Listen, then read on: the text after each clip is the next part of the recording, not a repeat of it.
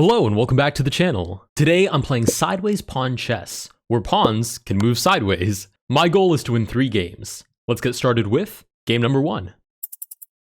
I think this variant will allow me to play a little more aggressively since there's no fixed pawn structure. So I'm going to start with the Caro-Kann like normal, because it's an opening that I'm familiar with. We'll play d5 here. So far, so theory. We get bishop back to b3. I'll just go ahead and play e6. Kind of a boring way to play it, but fundamentally sound. And what is this? Is this like set up for Scholar's Mate, kind of? It's kind of funny. I'll go ahead and take on e4 since there's no actual threat of Scholar's Mate. Queen takes back, and I'll go ahead and develop my knight while hitting the queen. We've already got something of an open position going on, so I really doubt the sideways pawns will come into play until much later in the game. But I guess these variants, allow for as much creativity as you give it thought, right? So if I really want to control the center here, for example, I could play pawn to d6, and then I'd have 2 centralized pawns. And now that I say that out loud, that actually sounds like a really good idea. I'm going to start by castling, but I think this is my next move. I'm going to go ahead and play d6, d5, then knight to c6. But then I wonder where that leaves this bishop. Behind a wall of pawns? Sad? No plan? Okay, in that case, maybe I'll play this way. I'll play d6 with the e6 pawn. I know it doesn't actually add a centralized pawn because I take one centralized pawn and put it in a different central spot, but it makes way for the bishop and it opens a file on the king. So let's try that on for size. Pawn to d6. Well, I guess pawn from e6 to d6. We get bishop back. I'll go ahead and develop with tempo on the queen, and it'd be great if the queen went back to like e3, for example. Okay, the queen moves to g3 instead, and the reason I said it would be great is because then I can line up the rook and threaten 2 different pieces, but for now we only get the king on the open file, so I'll line up the rook anyways. Ooh, pawn to f3. If I give check, it seems there's no way for white to keep his castling privileges. Well, actually, no. White has knight to e2, which would defend the king. Maybe queen to e7. More pressure on the knight. Let's give it a try. Check. I mean, more pressure on the opponent can't possibly be a bad thing. Oh, king to d1. So opponent actually moves out of the way, which forces me to retreat the bishop. I'll play bishop to h5. Ooh, and d4. I was actually just going to say it'd be great if I could open up the center because then I can get another open file on the king, right? And that's why we don't really like to leave our king in the center, because it leaves us a little bit susceptible to attacks. Ooh, pawn takes. My opponent's leaning into it, which is really interesting. I'll take with the queen, threaten d4. I have to keep an eye out on these 2 bishops that are pointing directly at my king's side, but I don't think there's any concrete threats right now. Go ahead and take with check on d4. We've now completely exposed the king. Now I just need to throw enough pieces in his face that the pressure mounts to a point where the position can't handle it anymore. Let's start with bishop to b4. Since this bishop is pinned, we just add another attacker to that bishop on d2. We may have rook to d8 here, adding another attacker on d2. Okay, we get knight to g5, and I don't believe that actually threatens anything. I'll go ahead and start with this capture on d2. I don't actually think I'm in danger. There's a lot of pieces like generally pointing at my king's side, but I don't see the concrete threat yet. Which doesn't mean it's not there, it just means I don't see it. I could play knight to a6 here as well, which I know looks a little bit silly, but the idea is get this rook into the game, and we have knight to b4 incoming. Not to mention that it doesn't seem like my opponent has any way to add more pressure to my position or get out of the pressure that my opponent is under right now. Okay, we get knight to e4, threatening check. I'll go ahead and capture on e4.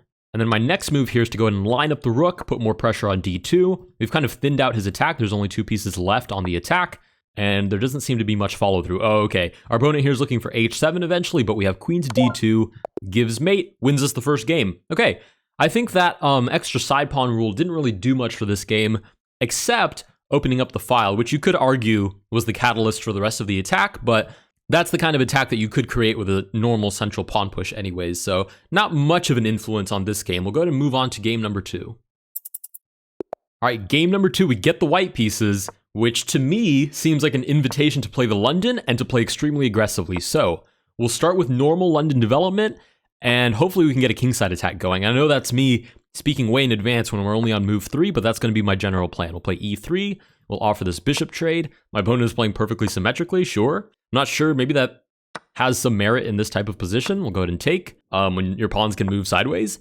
Okay, bishop to d6. I'll play bishop back. Should my opponent capture, I recapture. I open a line for my rook. This kingside attack is already forming, and we're only on move 8. Knight to c6, I always play c3, so we can avoid the knight booting whatever pieces on d3. It's usually a bishop. In this case, it's my queen. Queen to d6. My opponent may be having thoughts of long castle. In which case, honestly, I'm going to play c4, a3, b4, and just try to beat him to the punch. So we'll start with knight to d2. And my opponent does in fact long castle, so I'm going to play a3 here. With any luck, my opponent starts pushing on the king side and doesn't understand that a central pawn push here is necessary. Oh no, he does understand it. Okay, kudos to my opponent. Okay, we'll go ahead and take.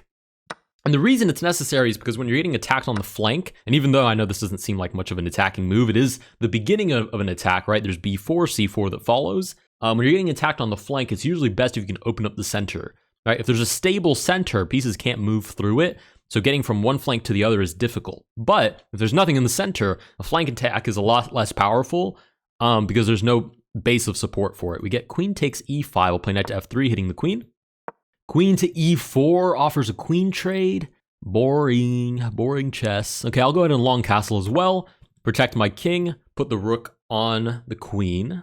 Maybe we can get like rook to h4 and convince my opponent that a queen trade isn't necessary. Oh, very nice. Okay, queen to a4. Now I'm definitely going to play rook to h4. I know my king is over here now, but my plan is still an attack on this side of the board.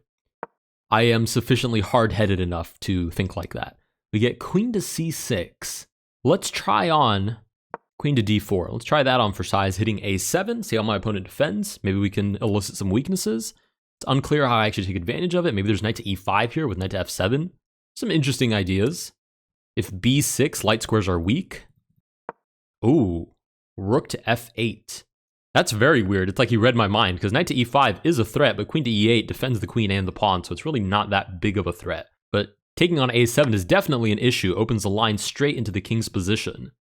Should the king try to waddle out, there's e4, could open up the position. Okay, b6, very slick, defends a8 with the queen, nice. We'll go ahead and give this check anyway, see if we can retreat the queen, make her a little less active. King to d7, whoa, that's full commit. Knight to e5, give me the queen. And that's why we like the king when he comes out to play. He usually finds himself in some trouble. We pick up the queen, and we get the resignation. Very, very good game.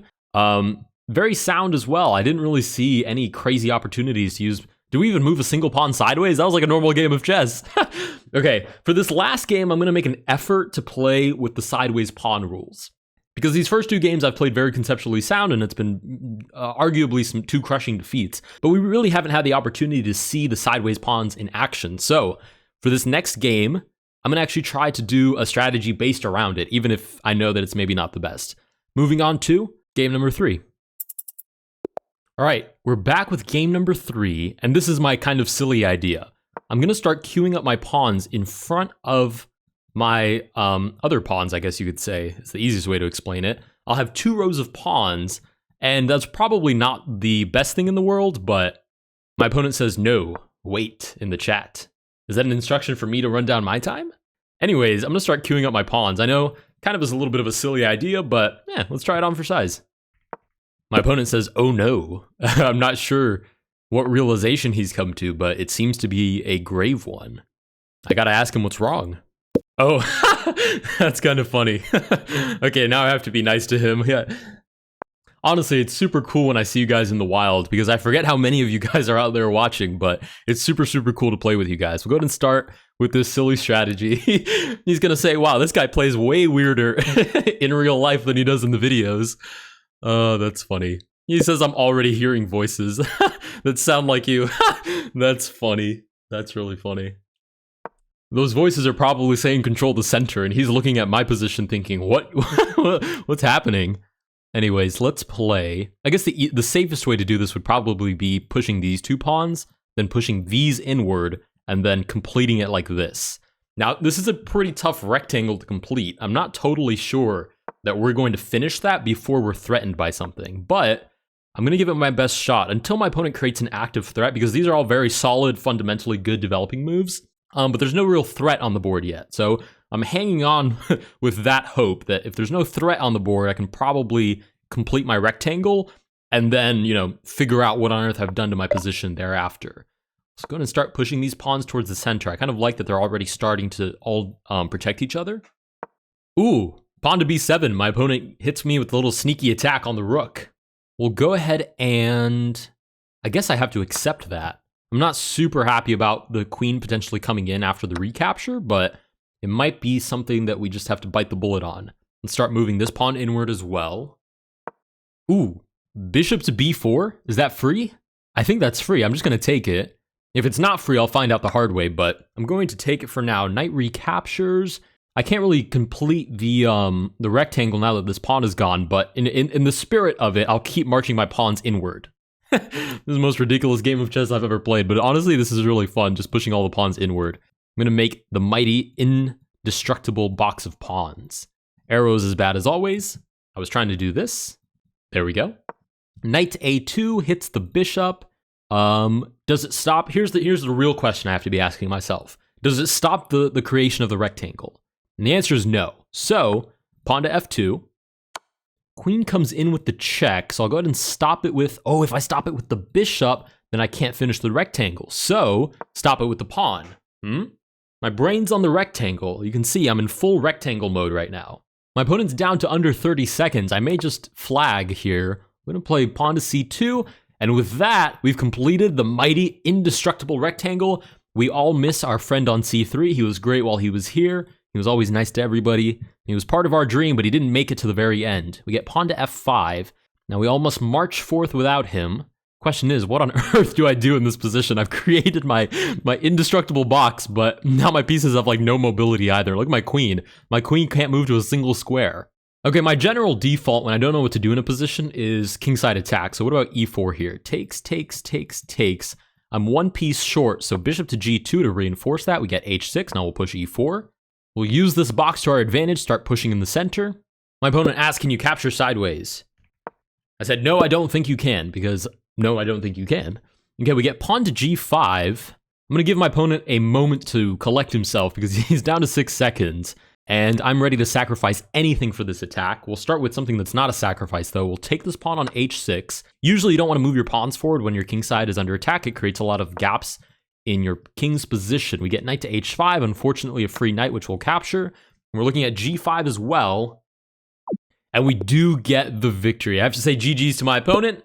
And that concludes game number 3. I would say my overall assessment of this variant is that in very, very specific positions where, you know, there's pawns on the board spread out, it could make for a very, very interesting variant. But in my experience with these 3 games, it's gone mostly in the direction of normal chess with like a minor efficiency, right? Instead of having to make a pawn breakthrough to open a file, we can just move a pawn to the side and open the same file. So very, very minor. I guess it's all up to how you decide to use it. Because if you decide to use it like this, you will not see many advantages. Anyways, if you guys did enjoy this video, please consider liking and subscribing. Let me know down below what you thought of this variant or if there's any other variants that you'd like me to try, and I will see you guys in the next one.